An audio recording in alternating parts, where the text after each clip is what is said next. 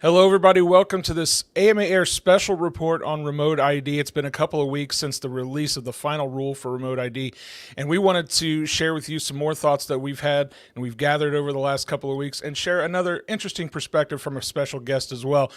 So stick around for this special report on remote ID.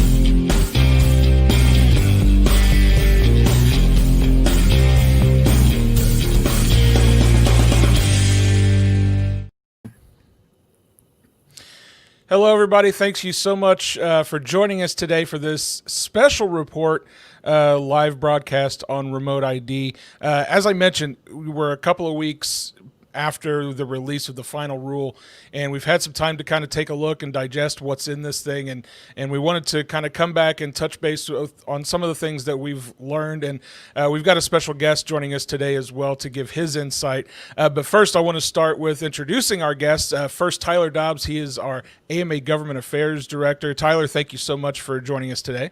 Thank you for having us, Matt. Glad to be here.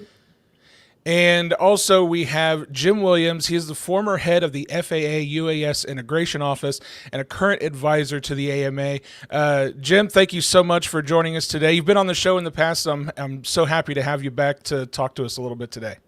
Love to do it. I've been a model rocketer and a model flyer since I was a kid and still love it today. So it's a privilege to be a part of it.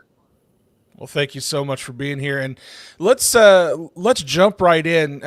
So I'll throw this out to either one of you, whoever wants to take this one. There were a lot of changes that were made in this proposed rule, or from the proposed rule to the final rule.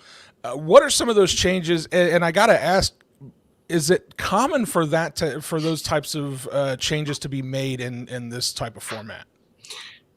I'll take that one because I spent a lot of my time at the FAA doing rulemakings over the years, and normally when the rule goes out as a notice, it is pretty much completely baked in the mind of the FAA, and they don't, you don't usually make significant changes as a result of the comments. For example, Part 107, the rules that created the small UAS commercial operations rules. The only significant change between notice and final there were a lot of little tweaks here and there, but the only big change was adding the waiver propositions. So that's that's important, but it didn't really change any of the foundational aspects of that rule. Same thing with the other rule that was released simultaneously, the flight over people rule. A couple of tweaks there, like they decided to come to their senses and allow flight over vehicles. Moving vehicles, because that was originally not approved. But for the most part, they added some provisions about ADS-B and how that fits in. But and they clarified whether you could use as an actual type certified aircraft under 107. But those are minor tweaks. They did not change the fundamentals of the way they were going forward with that rule.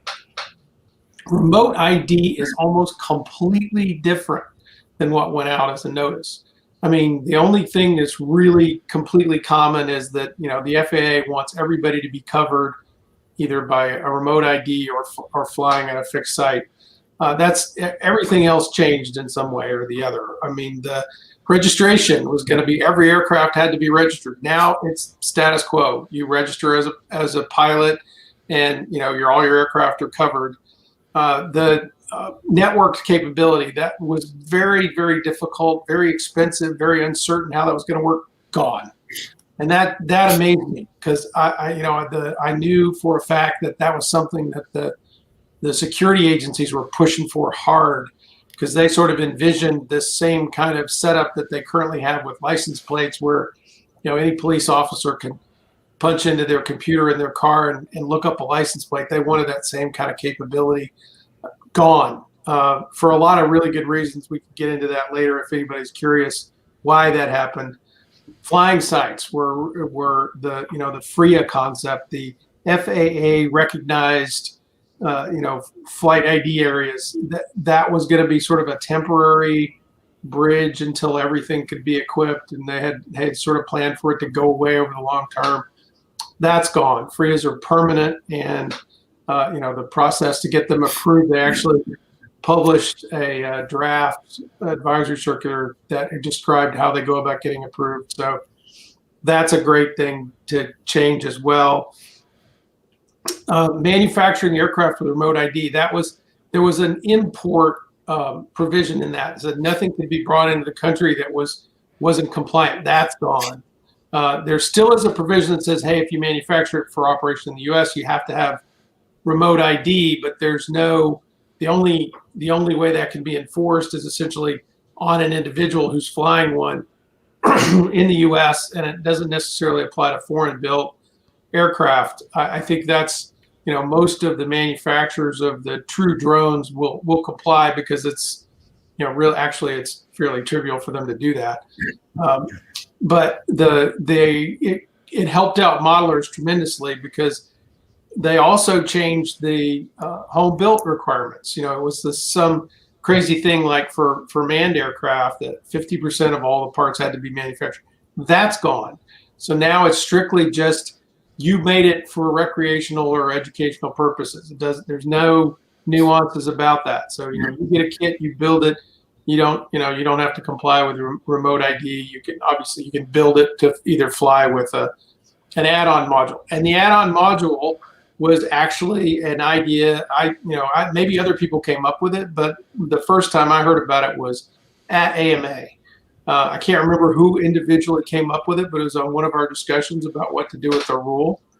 Tyler, was that you? Or Well, I was just going to bring up, we've been getting some prototypes. You and I just looked at one last week. And so there are a lot of modelers, a lot of people within AMA's community who are coming up with some devices that are going to fit within these standards once we get those finalized, to where, something that's cost effective, small, and easily changeable from aircraft to aircraft is going to be a real thing. So, I'll also mention that if you look at your comments and AMA's comments and many of the 53,000 comments from our members, they were listened to. A lot of these changes are in line with what the industry wanted to see. And I'll just reiterate, you just don't see that very often in this rulemaking process. Right. In creating this whole new means of compliance with an add-on module, that was in the comments. I know it was in mine. I know it was in AMA's comments as a suggestion. I think it was Tony Stillman who came up with the idea. He said, there are these modules you can add onto your aircraft that downlink your speed and stuff. He says, I wonder if something like that could be made for model aviation. So, I think AMA can claim credit for that whole idea being in the new regulation, and the staff should be proud that we were listened to, and the members who all put in their comments that included that idea. It had a huge impact, because now you can build a kit, you can add one of these things to it, and you can fly it without actually having to be at a FRIA if you don't have one that's accessible to you, or your flying site for whatever reason isn't qualified to become a FRIA. So, like here in the DC area, obviously any club that got permission to fly in this area would probably never get authorization to become a FRIA, just because of the national security implications. But having that add-on module means that those of us in this area can still fly legally. So again, that's a huge change, a huge win for model aviation. So I am really amazed and pleased. I had a nice conversation with Jay Merkel, who is the current head of the UAS Integration Office, who was responsible for coordinating this rule across the federal government. And I complimented him on how well done the rule was, and he told me what a huge battle it was with other federal agencies, but that our comments enabled him to win that battle. So I just want everybody to understand, everybody who took the time to send in a comment, it really mattered. So thank you all. Yeah, I got to echo those sentiments. I think it was 53,000 plus comments that came in, and and really all of those major issues, the issues that you just laid out that were in that proposed rule, were really addressed. And I know I was surprised. I think you guys were surprised as well by how much really got accomplished there. Let's move on briefly to talk about the three paths to compliance for folks that maybe this is their first exposure to what this new final rule says. Can we touch briefly on what these compliance paths look like for recreational users? Right. So everybody understand why this came about. I mean, it really had nothing to do with the modeling community. It had to do with the new DJI world of drones that sort of can operate autonomously. And when the FAA came out with proposed regulations to allow flight over people, the law enforcement community rose up in arms and said, wait a minute, how do we know that aircraft is actually legitimately approved to be flying over this crowd of people from one that's got malintent? And the FAA is like, so that was then the beginning 2 years ago of the process of coming up with some means that a police officer or a federal official, whoever, could come up with to determine, okay, yeah, that drone is registered, it's known, it's permitted to be there, and so that was how this all started. So obviously the FAA wanted to make sure that they maintained the right balance of compliance with essentially not screwing up the model aviation community. The law enforcement side of the world was like, well, we don't want any exceptions. We want everything to be mandatory, locked down tight, networked, and they sort of won the battle on the notice, and that's why the notice came out, and that was so strict. But eventually cooler heads prevailed and the FAA succeeded. So there's now three ways to comply with the remote ID rule. Number one, the standard method is that the aircraft is manufactured with remote ID built in. So pretty much every DJI, every Skydio aircraft will be manufactured with the ability to transmit a set of information required in the regulations that includes the location of the operator, the location of the aircraft, speed, altitude, etc., so that they get a complete idea of where, what that aircraft is, what it's doing, and most importantly, a registration number that can be tied back through the FAA database to an individual. No individual information is actually transmitted, but the FAA has a database that they can tie it to. It's kind of like the license plate situation. So that's the standard way. That kicks in for the manufacturers in 20 months from when the rule is actually published, which last time I checked, it hadn't been published yet, but it should be any day now. So figure, somewhere in 2022, late 2022, they'll be required to start manufacturing with remote ID. The next way to comply is with the add-on module, the broadcast module that we talked about already, for aircraft that aren't built with it, or retrofitting existing aircraft like a model aircraft in our closets, we can tack it on. You register that, there's an ID that's permanently established for that module. You register that on your drone zone registration, just like your current registration for you as a pilot.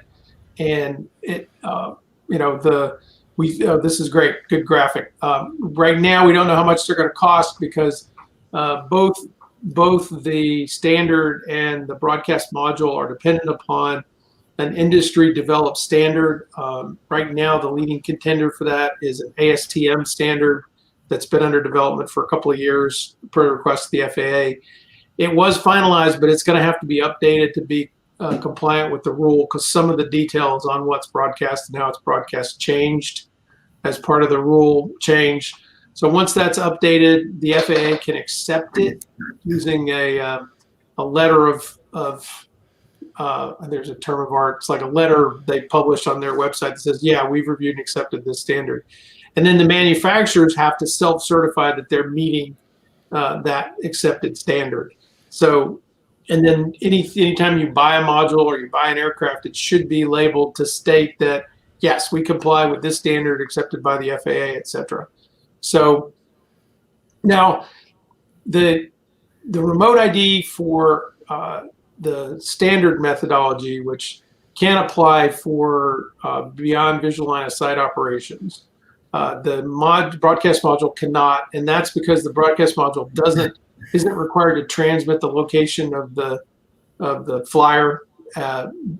And so they want the idea is that, well, if you're flying and they ID it, you can look around and see if it's within visual line of sight. You'll be able to see where the flyer is and the operator is, and be able to tie the two together. So that's where broadcast modules. And then the third method is the FRIA, which is the essentially a flying site recognized by the FAA. They don't want to start approving those for basically for another 18 months. So that means we'll be able to operate sort of status quo until then. And then the actual compliance with the requirement is 30 months or 32 months, I guess, because we still, the 2 months before the rule is actually effective. So it's a while before this all comes into effect. But that third methodology is the one that, most of traditional modelers will be able to take advantage of, not have to equip at all, which means that that means that manufacturers of kits, models, won't have to apply with from a manufacturing standpoint, because they can simply state that the aircraft was intended for operation at a FRIA, so it does not contain the equipment on it. I don't think the FAA would have an issue with that. There's no enforcement mechanism. There's no import controls or anything. So companies that do that. Plus, you could also say, most aircraft don't come fully assembled or fully ready to fly. So the only nuance that we hopefully will get cleared up when the advisory circular comes out is whether or not a ready to fly model that you can get for $100, $150 would be required to comply with remote ID or not. So that's still sort of the only gray area in my mind around all of this. Yeah, and a lot of our questions come up around the flying sites. I know that we have a number of clubs in controlled airspace right now that are working through letter of agreement process. That is a separate process from this FRIA recognition. So if you went through the LOA process or letter of agreement process, that doesn't mean that you're a recognized FRIA already. That'll be a separate step that we'll have to take, and a step that we can't even start, as Jim mentioned, 20 months from when this is published in the register. So again, AMA is going to be sending out all kinds of messaging to clubs when that process is up and running. I know that's probably our number one question on this is, how do I get my club recognized as a FRIA site and get exempt? And the short answer to that is right now you can't. But when that's available, AMA will essentially try to register these for our clubs. It's going to be a lot of back and forth between AMA headquarters and clubs once we start that process, but we're going to carry as much of the water as we can to get you recognized. And remember, we have almost 3 years to get that done, so it's not like it has to happen overnight. Yeah, which is good because, we do have a number of clubs and it will take some time to get these charted and recognized. Another question that we get a lot is, will all the sites be approved? And you mentioned the SFRA around DC, the special flight rules area. That's probably an area where if you request to be exempt, you're not going to get it. You're going to be required to have a transponder. And there may be a few other unique locations that are similar. Near approaches in controlled airspace.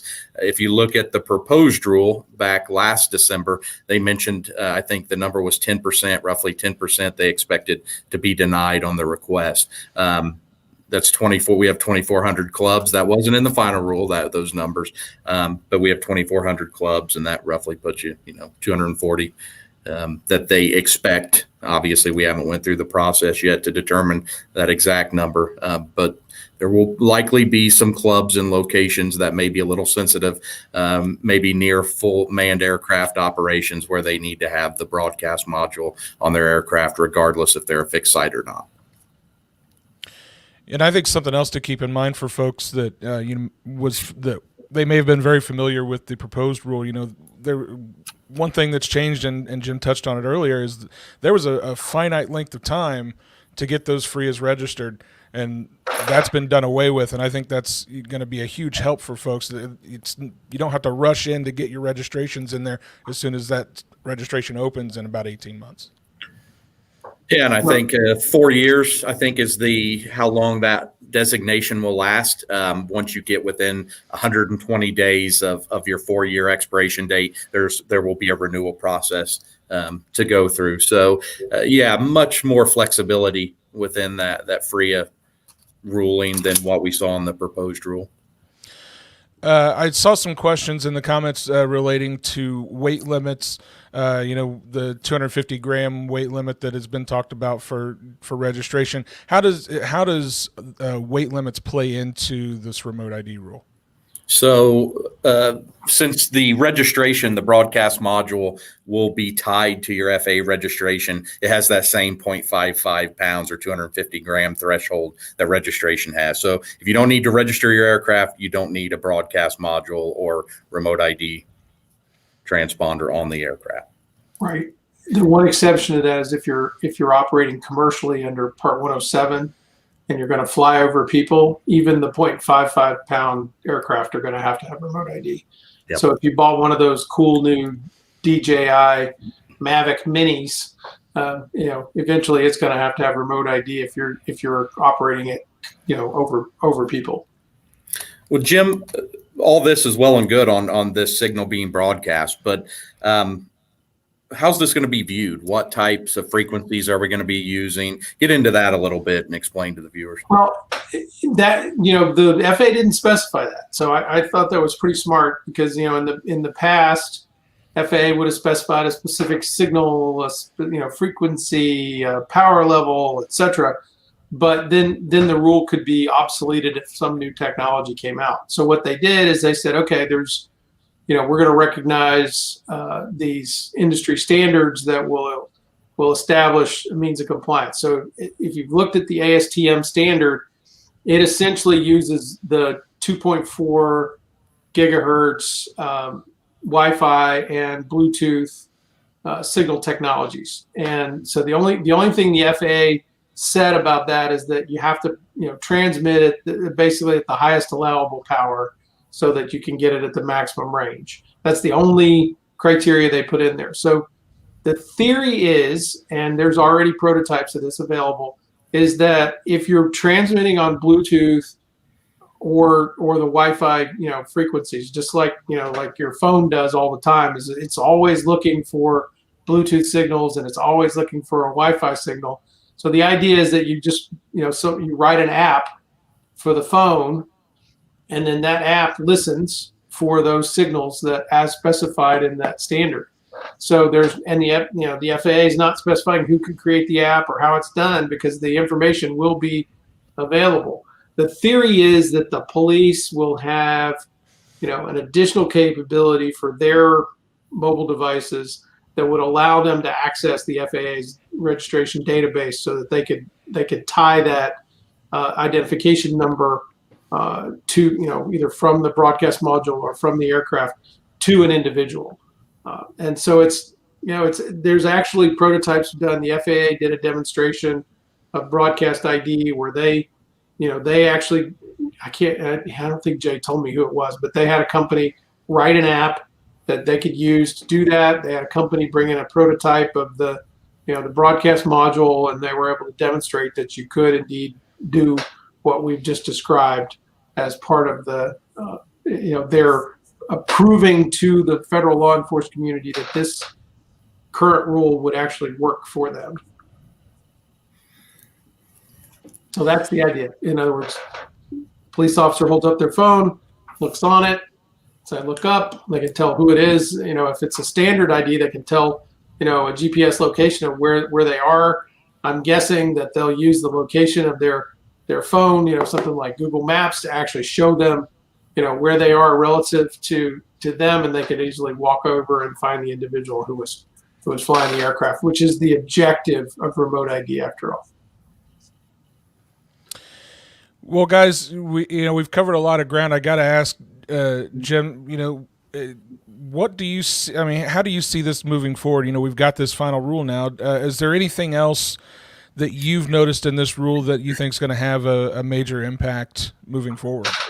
Well, I don't think it's a major impact, but it is one thing I think everybody should be aware of. Now, granted, in 3 years from now, we'll probably already have forgotten. but the rule does authorize police officers to request your registration. So if you're flying an aircraft, they can say, well, I want to see your registration. I want to see if you are indeed legally registered to operate that aircraft by the FAA. So that's something that people just need to be aware of, that, get in the habit of carrying that FAA registration in your wallet. Unfortunately, AMA ID isn't good enough. You're going to have the FAA registration card as well. Tyler, any final thoughts from you, sir? No, maybe just one. I think that, we have this final rule now, but we still have the implementation portion to go through. So we still have a lot of things that are in question. How is this process going to work? How long is it going to take? Things will still need to be interpreted even within the rule. So I think, just bear with us as we work through this. I know that we're working through as I mentioned before, the letter of agreement process for higher altitudes and controlled airspace. And Jim and I are actually working on a streamlined process. We've done a number of clubs already, and we're able to get them above the UAS facility map. And the streamlined process theoretically should allow all of the remaining clubs to go through the safety risk management panel or portion, which is really the negotiation arm of this whole process to get those higher altitudes. Once we get these comments done, we hope that things will move forward relatively quickly in 2022. And I think we can expect the same thing. There's going to be kind of back and forths on remote ID and fixed flying sites, their locations, which ones are going to be exempt and which won't. So it's going to be a long process, but just continue to reach out to AMA if you want the latest updates, and continue to monitor our email, social media, and modelaircraft.org/gov. Yeah, and one thing on that, I read the draft advisory circular on recognizing FRIAs, and one of the things that you submit with your request is any existing letters of agreement with an air traffic facility, which implies to me that will be, a huge factor for those clubs to use to get their FRIA designation, because they've already been through this process. Sure. I think the next big thing to come out from the FAA will be the model aircraft AC 9157 Charlie. It'll come out as a draft for comment. So that'll be a next opportunity for us to, essentially provide comments to the FAA on whether or not we agree with that. And one of the big changes to that will be the recognition process, so that all of these things that say, recognize CBO in both regulations and advisory material will actually have a written down path to recognition, which is something that I wanted to do back when I was running the FAA office. I was trying to figure out a way to get FAA recognition, and the lawyers told me I couldn't do it because there was no regulatory path forward. Well, now there is, and the process to do that will be published here hopefully soon in that advisory circular. So that'll be the next big thing for us at AMA headquarters, is to get through that process so that we are the first and the premier community-based organization recognized under these regulations. Yeah, and for folks watching, we are going to be bringing you more live streams like this, and when that advisory circular does get released, we'll be sure to bring you that information here in another live stream, so that you're up to date with all of that information. Tyler, Jim, thank you guys both for coming on today to talk a little bit about this final rule on remote ID. I think I really enjoy getting especially Jim's perspective on this, because he's been so kind of into the weeds on this, I think, more than any of us, really. So it's really awesome to get your perspective and to share that with our members. So thank you, Jim. Thank you, Tyler, for coming on today. I really appreciate it. You're welcome. And thanks to all our members who worked so hard putting in comments, because it really did make a difference. Agreed. And I want to thank all you guys out there for watching today. Be sure to like, share, comment, subscribe, do all those fun things. And we can't wait to bring you some more great information like this the next time. So we'll see you guys again soon. Thanks. Bye, everybody.